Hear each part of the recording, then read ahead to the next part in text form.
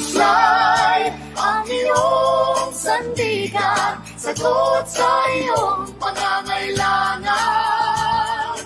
Amslay, may liwanag na ang bukas, dahil naririto ang Amslay para sa'yo. Sa mga pagkakataon ng hirap at tagumpay, mga naglilingkod sa bayay, may kaibigang tunay.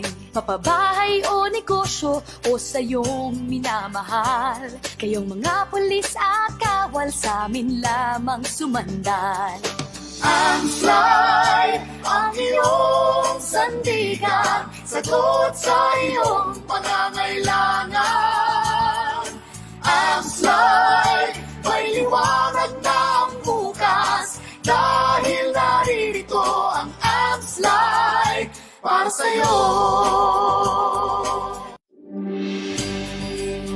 Sa mga pagkakataon ng hirap at tagumpay, mga naglilingkod sa bayay, may kaibigang tunay. Mapabahay o negosyo o sa iyong minamahal, kayong mga pulis at kawal sa amin lamang sumandal.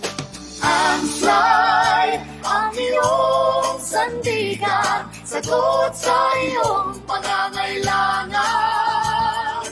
Amslay, may liwanag na ang bukas. Ibaba mo dyan, ha? Magandang hapon po. Welcome po sa programang Amslay. Katuwang sa kaunlaran. No? Tuwing Friday, alas 2:30 hanggang alas 3 ng hapon. Okay, ako po si Kuya Glenn Gato. Kumusta po sa mga sundalo po natin at mga pulis? At nais po kami magpaabot ng maligayang pagbati sa inyo. Isa naman pong kapanapanabik nga pong episode. Ito pong ating pong gagawin ngayong katuwang sa kaunlaran kasama ang Air Material Wing Savings and Loan Association o AMSLAI. Alam natin lahat po ay mahirap po ang pag-manage ng ating pong mga finances. Tama ko yan, ha? Lalo na kapag mayroon tayong responsibilidad na naglilingkod sa ating bayan at komunidad. Kaya naman nandito po yung AMSLAI, mga mahal po namin taga-subaybay, upang maging katuwang sa inyong kaunlarang pinansyal sa kanila po mga ekspertong payo at mga bagong kaalaman. Mas mapapadali para sa inyo ang paghawak ng inyong po mga pinagpaguran, sweldo at mas maplano po ninyo ang inyong mga nais sa inyong pong magandang kinabukasan para sa inyong pamilya. Magandang hapon, of course, kasama ko mula po sa AMSLAI, of course, si Ate Ethel Ramos, Section Head po ng Lead Generation, at si Kuya J.M. Clemente, Special Head Quality Management po ng AMSLAI. Una muna, Ate Ethel, magandang hapon sa iyo. Magandang araw din po, Kuya Glenn, JM, at sa lahat ng mga nakikinig at sumusubaybay sa Radyo Agila, lalo na sa ating programang AMSLAI, Katuwang sa Kaunlaran. Ayun. Magandang araw din po sa mga sumusubaybay sa ating Facebook and YouTube live streaming. Kuya Glenn, narito po kami ulit ng aking kasama upang mamahagi ng kaunting kaalaman patungkol sa investing na isang mahalagang konsepto rin ng financial literacy. So maganda itong ating pag-uusapan po ngayon pong hapon ito, kaya tutok po kayo dito po sa programa po nating AMSLAI, Katuwang sa Kaunlaran, Ate Ethel. At siyempre, ano pa ba? At kaya po ang nais po niyong sa mga gusto pong matuto po ng financial planning at sa pagsisimula po ng negosyo. Maganda ngayon magnegosyo. Tsakin po natin pakinggan po natin ang programang ito at bisitahin po natin yung AMSLAI Facebook at YouTube para po sa hitik na kaalaman, katuwang sa kaunlaran, dito po sa ating programang AMSLAI, Katuwang sa Kaunlaran. At ang tanong!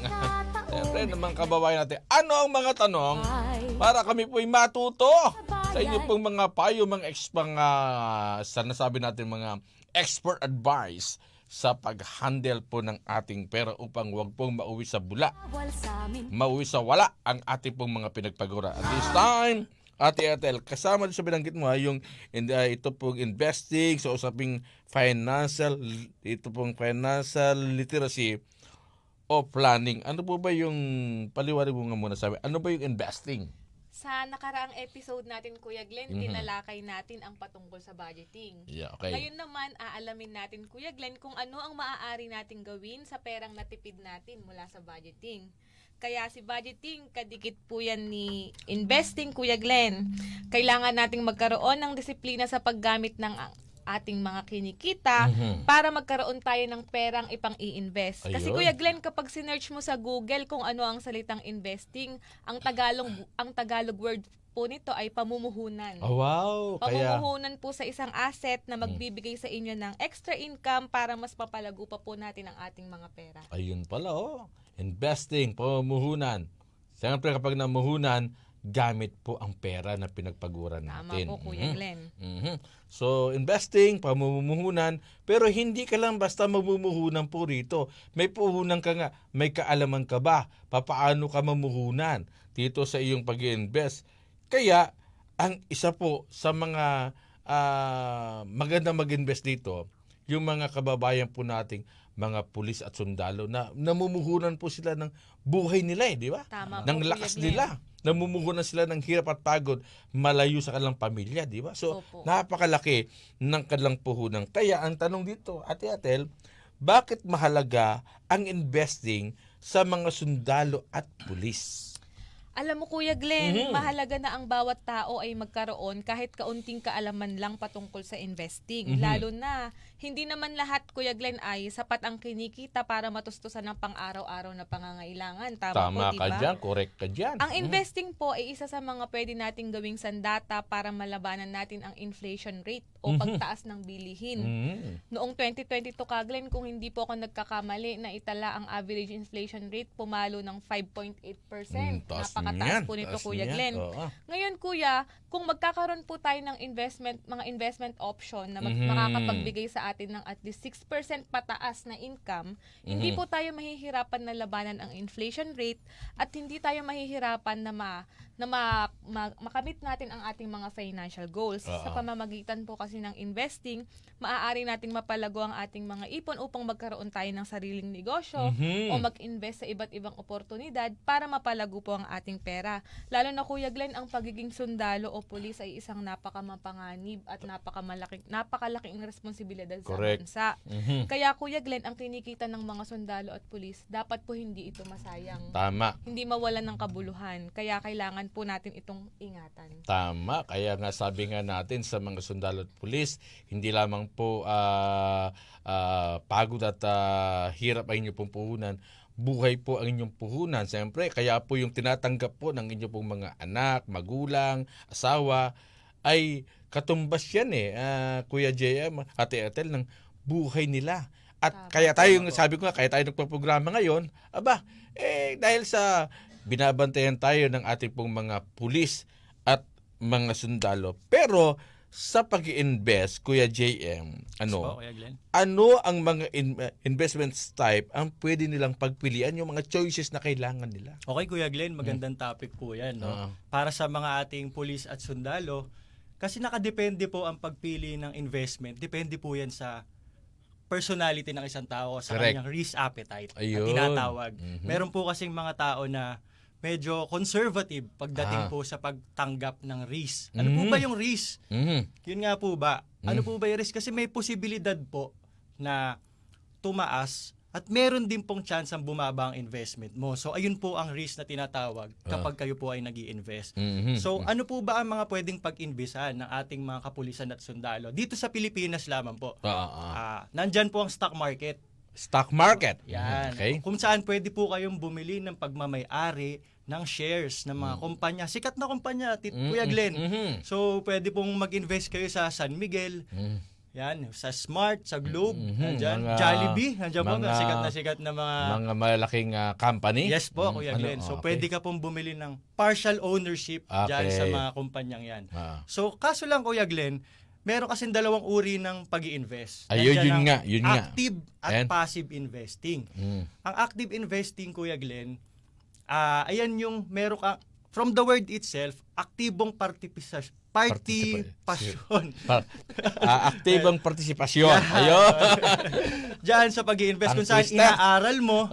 inaaral mo, nagbibigay ka ng effort, no? Ayan. Time Oo. para kumita ang iyong puhunan o Kaya yung nga. investment mo. Oo. Andyan din naman yung passive investment kung saan pwede ka lang matulog Oo. at kumikita yung pera mo para sa iyo. Aba, matindi, no? Habang natutulog ka, ang pera mo o nagtatrabaho sa'yo. Opo, Kuya Parang Glenn, may mga ganun, eh. ganyang uri po May ng mga ganun investment. sinasabi, di ba? Hayaan mo ang pera mo ang magtrabaho sa'yo. Tama po, Kuya Glenn. So may mga matindi ganyang uri po ng investment. Oo. Gaya ng Kaya nang? bonds, Oh, yeah, kung yeah. saan nagpapahiram tayo ng pera sa mga kumpanya o kaya sa gobyerno na may kakakibat na interest. Mhm. So nandyan din po ang mga savings deposit Okay. na pwede naming ding ino-offer din ng mga Savings and Loan Association gaya ng AMSLI. Mhm. So ayun po yung mga iba't ibang uri. Pwede rin pong makonsider ang real estate. Yan, Kuya Glenn. So isang sikat na investment po yan dito sa Pilipinas Ayun, kung saan ang real estate. nagpaparenta lang tayo.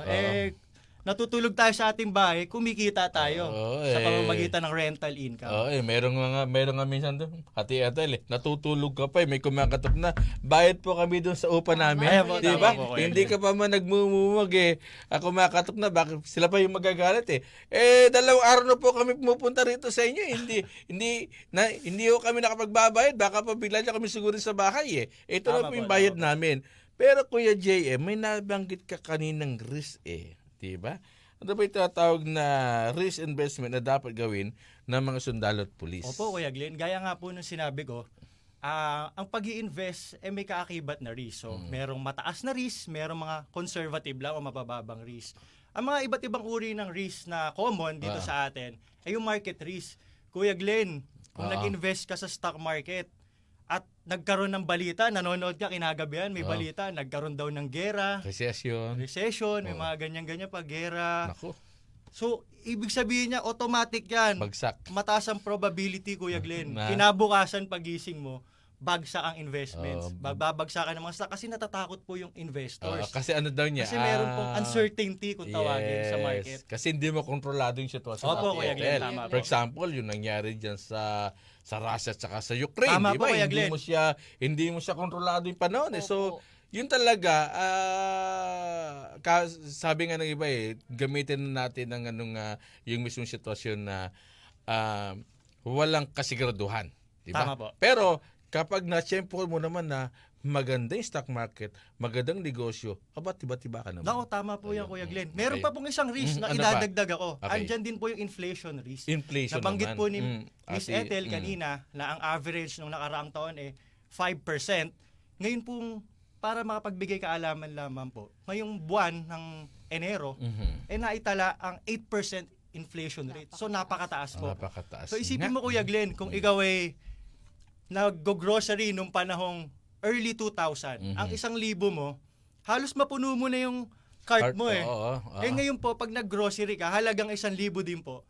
Bumili ka lang ng hotdog, 1 kilo, kape, Oo. shampoo. Oo. Ayun na 1,000 mo, Kuya Glenn. Magtataka ka eh. Magtataka ka. Na parehas 1,000, Kuya Glenn, pero Pero, yung value ng pera mo bumaba Bumaba, na because oo. of the inflation. walang pinagkaiba sa akin, Ate Ethel, nung ako'y namalengke, 1,000, sabi, isip ko, nalaglagan kaya ako ng pera? Kasi bakit ito lang nabili ko? Tapos kinikwenta ko naman, tama lang, pero ba't pa ako nalaglagan? At dahil sa binanggit mo na yan, marami na ngayon yung mga nag-grocery. Dati hindi gumagamit kayo ng calculator. Ngayon kumakalculator na kasi Tama po, dati, tama po. kuha na ng kuha, di ba? Lagay naglagay sa cart. Tama po. Naglagay ng naglagay. Tapos nagtaka, ito na ba yon? Kaya ngayon, yung iba, pinagpipilan ng mga brand. Kapag ito presyo, total. Presyo. Kasi basta lang malaman niya na ito na yung sapat yung pera niyang pang-grocery. Di ba Tama dati, po, di ba? tama Siguro po. baka kayo, Kuya Jeff, Ate, nakaranas kayo na kuha ng kuha, tapos okay lang. Pero ngayon, nagka-calculator na dahil sa tumaas po yung ating inflation. Tama po, Kuya Glenn. Maidagdag ko lang din, Kuya Glenn. Yes. May nakasanayan kasi tayong mga Pilipino na nag-aalkansya tayo. Tama, Tama, di ba, Kuya Glenn? Nag-iipon tayo ng pera, pinatutulog natin yung pera. Pero sa pag-aalkansya kasi, Kuya Glenn, kung magkano lang ang inihulog mo sa alkansya Yun mo, lang. yun lang din ang kukunin mo. Unlike pag in-invest mo to sa isang bagay, natutulog yung pera, pero malaki po ang tsansa nakikita ka. Ayun. Natutulog ang pera, pero kapag nagising, aba Kikita dumoble ka. pala. Opo. Oo, Tama po, kaysa doon sa nag-alkansya ka, natutulog ka, hindi mo alam, may butas na pala sa ilalim. Kinukupit na ng anak mo. Bakit Opo, ba tama. dati mabigat na to eh? Ngayon, bakit ba biglang gumaan? Nung tinignan mo yung pitang alkansya mo, may butas. Tama po, Kuya Glenn.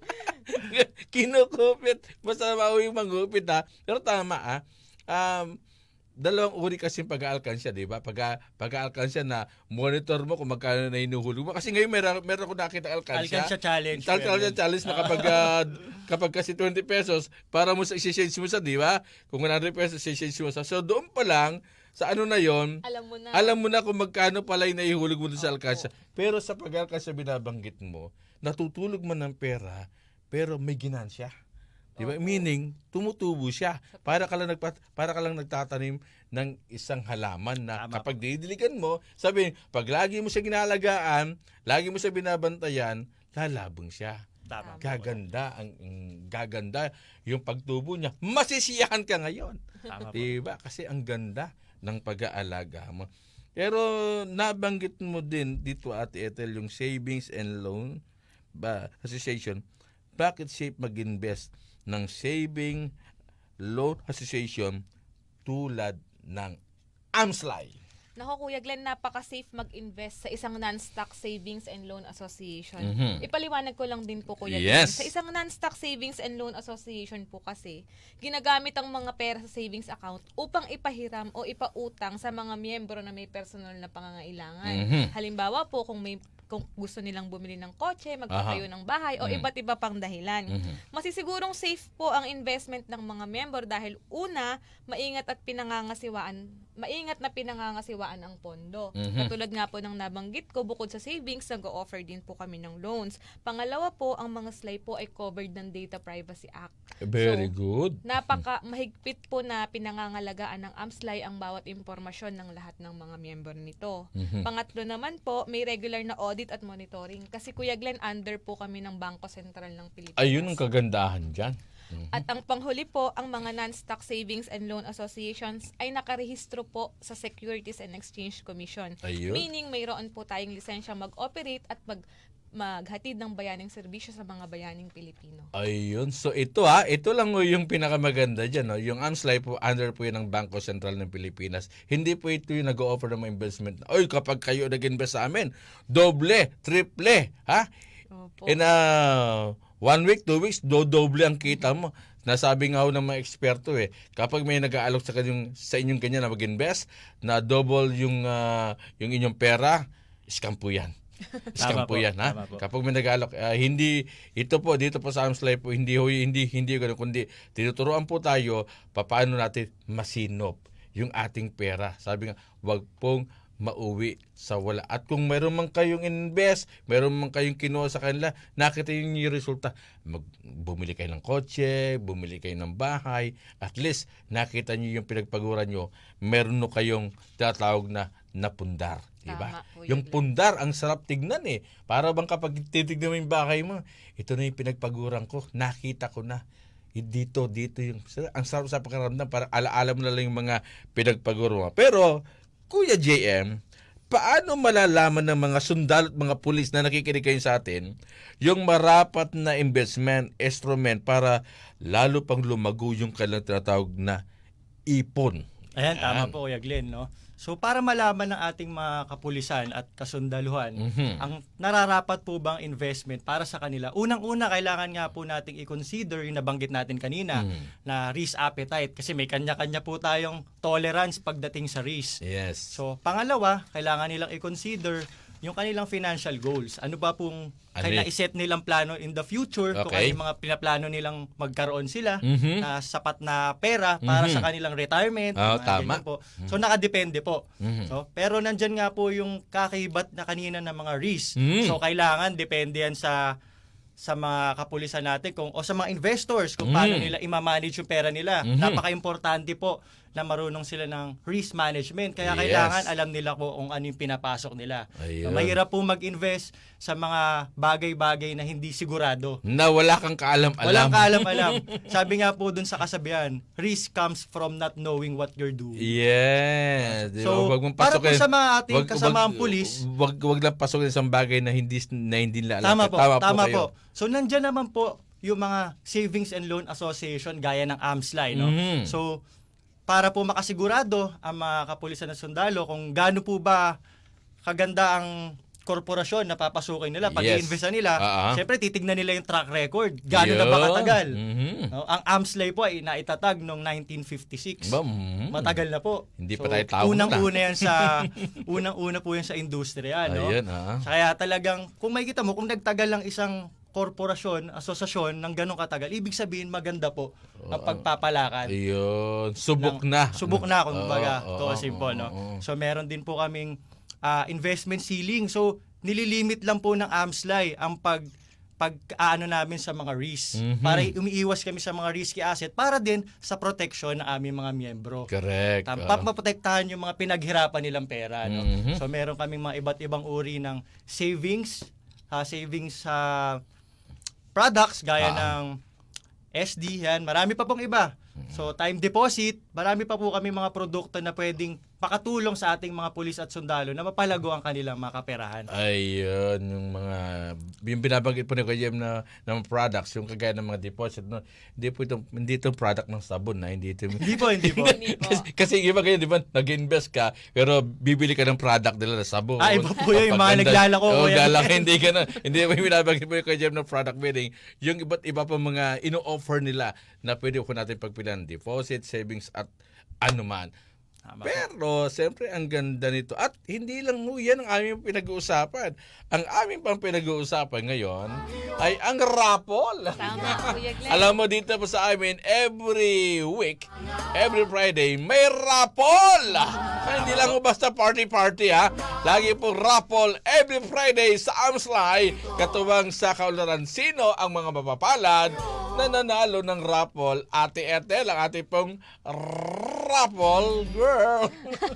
Tama kayo, Kuya Glenn. Magbibigay po kami ulit ng 5,000 Wow! sa 5 lucky winners na nag-loan mula noong January 5,000 1, 2023 pesos? Mhm. hanggang February 23, 2023. Sila po ay Sir Lester Buisel mula po sa PNP. Pangalan? Sir Lester Sarmiento Buisel. Mhm. Pangalawa po ay si Sir Danson Moster Librea ng PNP. Mhm. Pangatlo po ay si Sir Jeric Dizon Ocampo, mula rin po ulit sa PNP. Mhm. Si Sir Jeffrey Mangawang Mercado, PNP. At si Sir Radinal de la Cruz de Solong, mula po sa AFP Pensioner. Aba, so yan ay mga take 5,000 pesos. Opo, tama po kayo, po. Kuya Glenn. Maaari na po nila itong gawing investment, Kuya Glenn. Ay, ganun? Maaari nila itong i-deposit sa mga savings product na ina-offer ng AMSLAI. Akalain mo, yung palang 5,000 na palalunan mo, pwede pang lumago yan. Tama, Kuya Glenn. Grabe naman tong AMSLAI na ito. Sino pa ang mga nanalo natin? Meron din po kaming bibigyan ng free initial deposit worth 1,000 pesos. Sila Sir Augusto Odsina Jr. at si Sir Jerson Binungkal mula po sa Philippine Navy. Mhm. So, yan. Ito yung magkano? 1,000 pesos, Kuya Glenn. Ayun, ulitin po natin ha, yung mga nanalo po na tig 5,000 pesos. Number 1 po si Buisel Lester Sarmiento. Wala po yan sa Philippine National Police. Number 2 po si Librea Danson Mustor. Mula po rin yan sa PNP. Si Ocampo Jeric Dizon mula pa rin yan sa PNP. Si Mercado Jeffrey Mangawang mula po yan sa PNP. At si Disolong Radinal de la Cruz mula po yan sa AFP. At yung mayroong tig 1,000. Ulitin lang namin baka kasi hindi pa po nakuha po ng iba. Si Sir Odsinaga Augusto Jr. Tama? Opo. Si Sir Binungkal Gerson Nubero. Ayan na, kayo po ang mapalad na nanalo ngayon pong Friday, holiday. Paano ba nila makiklaim yan? Tatawagan po sila ng isang marketing representative namin, Kuya Glenn, kung paano nila makiklaim ang cash prize at kung saan po sila magsasubmit ng mga loan requirements para masimulan na po nila yung journey nila with AMSLAI. Ayun, so dito ay every Friday meron tayong napalo, yung mga nanalo sa raffle na yan ay ina-announce na lang po natin dito, di Yes ba? po, tama Kasi po. ay nabunot na ho yan, ano. So, nako kung kayo ay gustong manalo diyan, simpleng-simple lang naman magpa-membro kayo ng Amslay, di ba? At lalago pa yan, ano. Yan po yung katuwang sa Kularan at pagmamahal po yan ng Amslay. At siyempre, meron pa kayo ata yung mga information drive ninyo. Ano pa? Tama, Kuya Glenn. Sa mga hindi po pinalad na manalo sa raffle promo, may mga information activity schedules po tayo kung saan pwede nyong malapitan ng Amslay kung hindi man po kayo makapunta sa aming mga opisina. Narito po ang mga ilan sa mga schedule natin. Meron pong information drive activity si Laguna Branch sa Regional Training Center 4A Annex, City of Tayabas, Quezon sa February 25. Sa February 27 naman po at March 2, nandyan po sila sa National Training Center 4A, Camp Vicente Lim, Calamba City, Laguna. Si Iloilo Branch naman po ay may ongoing information drive mula February 27 to March 3 sa Antique Province. Mag-iikot-ikot po sila dyan sa Antique Province. Ang Cebu branch naman po namin ay mayroong information drive activity mula February 28 to March 1 sa Dumaguete City Police Office, Negros Occidental. At ang panghuli naman po ay si Palawan branch sa February 27. Nandyan po sila sa 2nd Palawan Provincial Mobile Company, Sitio Bagto, Barangay San Nicolas Rojas, Palawan. Para po sa mga iba pang schedule at promo ng iba't ibang branch ng Amslay, Yes. pwede po kayong tumawag o mag-text sa mga contact number na makikita nyo po sa aming website at Facebook page. Ayun. At siyempre, Kuya Jean, sa mga bago tayo tuloy magtapos, shout out muna tayo Ayan, dyan. Kuya Glenn. So binabati ko po lahat Yun. ng Board of Directors ng Amslay, lahat ng officers at lahat ng empleyado, pati na rin po lahat ng tagapakinig ng Radyo Agila. Ayan, sa mga taga-Amslay po ngayon, nasa bahay lang po kayo holiday ngayon. Pero tuloy-tuloy ang serbisyo ng Amslay. Ate Ethel, kumakaway si Ate Celine. Ano raw? Meron pa raw tayong mga dapat batiin, Ate Ethel. Shout out din po sa mga nanonood dyan ng mga kaibigan ko sa Amslay. Kilala niyo na po kung sino kayo. Sa aking asawa at anak na nakasubaybay rin po ngayon, Kuya Glenn. Nakatutok sa pangalan, Facebook. dawa pangalan. Si Azra po at si PJ. Yan. Okay. At sa boss po namin, si Sir Ramon. Oo Hello nga po, pala, Sir nasa Ramon. pula si Sir Ramon, busy. At of course, si Ate Celine, ayan na. At hindi ba niya pinababati ang kanyang nag-iisang nasa cellphone niya? Yan. Ano ba Susunod, name Kuya nun? Glenn, si CJ na ang makakasama mo CJ, dito. Opo. pala niya CJ. Opo. Oh, yung alam mo yung sa cellphone niya, no? Nakita ko yung bagong, nakatoga pa yung Kuya Jeremy, Anyway, mga mahal po namin taga-subaybay, ang aming pong programa, dito po sa programa, every Friday po yung Amslay. Abay, marami tayong mga branches, mga mahal po namin taga-subaybay, na nabanggit ko kanina. Mag-isa Pampanga sa Tarlac, meron, Tama, Kuya Glenn. Meron po tayong 40 offices around the 40 Philippines. Opo. 40 offices around The dito Philippines. dito po sa ating bansa, so Luzon, Visayas, Tama, Mindanao ito. Kuya Glenn.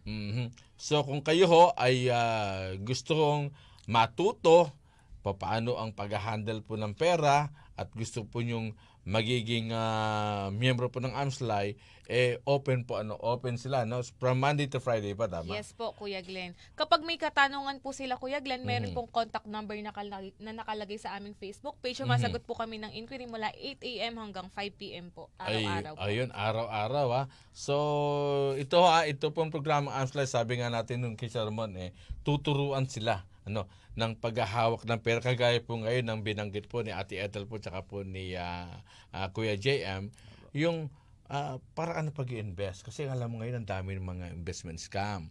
Diba? Baka yung pinagpaguran ng mga sundalo at polis, akala yung kailang pinagpaguran kikita ng ganung kadali lang. Sabi nga po ng mga eksperto, kapag nag-aalok ng malaking halaga doon sa inyong perang pinagpaguran, scam po yan. Scam po yan. At ito po yung, kanina tama yung binanggit mo, Ate Ethel. Ang Amslay is 1956 pa nagsimula. So yung 1956 na yan, hanggang ngayon, ano pa pong masasabi natin? Matatag, matibay ang nasabing Tama po. ahensyang ito, no? Sabi lang ay marami na akong pinatunayan sa mahabang panahon. Tama. Okay ha, at well, baka meron pang gustong batiin at sapagkat ngayon po Friday, holiday po ngayon, mga mahal po namin taga-subaybay, pero po yung Amsline, no, hindi po nag-holiday po, ano, tuloy ang serbisyo para sa mga kababayan po natin, lalo na sa mga sundalo at pulis. Saludo po kami sa inyo pong ginagawang pagbabantay sa amin. Pero sabi nga ho namin, sa inyong pagbabantay sa aming seguridad, bantayan din po ninyo ang seguridad ninyong pinagpaguran, mag-invest sa tama pong mismong kumpanya, at isa ho yan sa pwede po namin i-recommenda sa inyo mga sundalo pulis, ano pa ba kundi Amsline. Thank you so much, Ate Adel, Kuya JM. Kuya Glenn, po, Kuya salamat Glenn. po. Ayun. Okay, sa pangalan ng ating pong mga nakasama, si Kuya Eric Herbite, si Kuya Jonas Pascual, si Kuya Jeremy Bunao, si Ate Weng, at si Lynn, si CJ. Okay, that's it, Pansit. Susunod na po ang Be Brighter. Happy weekend. Lagi tayong mag-ingat. Bye-bye po. Bye-bye po. Happy weekend po. Happy weekend po. Minamahal, walang mga pulis at tagal sa amin lamang sumanda.